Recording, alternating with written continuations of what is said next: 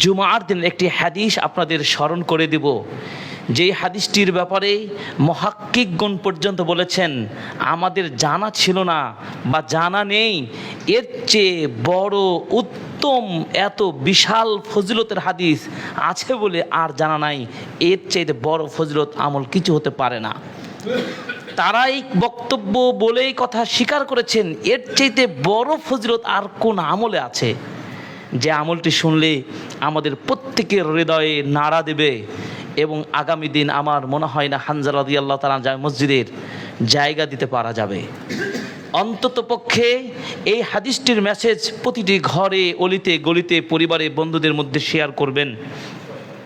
সেই হাদিসটির একটি অংশ রাসূল সাল্লাল্লাহু আলাইহি সাল্লাম বলছেন, কেউ সকাল সকাল গোসল করলো, প্রয়োজন পরিচ্ছন্ন পরিষ্কার পরিধান পরে, আতর বা ঘ্রাণ ব্যবহার করে সুন্দর করে মসজিদে আগে আগে আসলো, লাভটা কি? সে লাভটা শুধু বলবো। নবীজি বলছেন, সে প্রতিটি ধাপে ধাপে, তার বাড়ি থেকে মসজিদে আসার প্রতিটি ধাপে ধাপে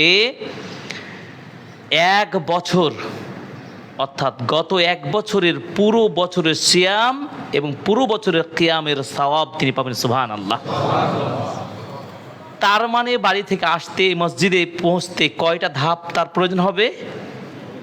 অনেকগুলো ধাপের প্রয়োজন হবে। হেঁটে হেঁটে আসা, কেউ দূর থেকে আসবেন সেটি ভিন্ন বিষয়, কিন্তু একটা পাড়া মহল্লা মিলিত একটা জামে মসজিদ, সেখানে তার হেঁটে হেঁটে আসবেন। এই হেঁটে হেঁটে আসার যতগুলো ধাপ তার ফেলা হবে, প্রতিটি ধাপে পুরো 1 বছরের সিয়াম এবং কিয়ামের মর্যাদা তিনি পেয়ে যাবেন। সুবহানাল্লাহ।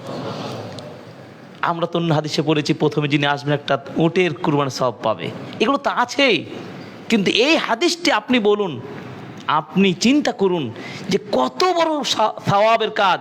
তার জুমার দিনে আমাদের পরিকল্পনা থাকবে সবার আগে, আমার আজকের মূল ভীষণ হবে সবার আগেই আমি মসজিদে জুমার সালাত আদায়ের জন্য প্রস্তুতি নিয়ে মসজিদে গমন করা।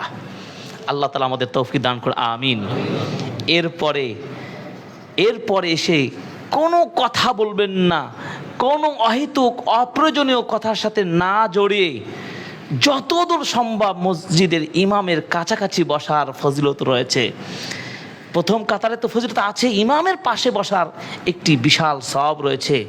ফেরেশতাগণ তাদের খাতায় লিপিবদ্ধ করতে থাকেন এই সব শ্রেণীর ব্যক্তিদের যারা আগে আগে আসেন।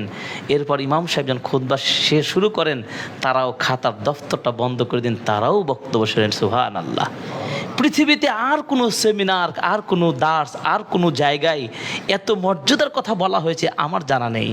আল্লাহু আকবার। আল্লাহ তাআলা আমাদের তৌফিক দান করুন, আমিন।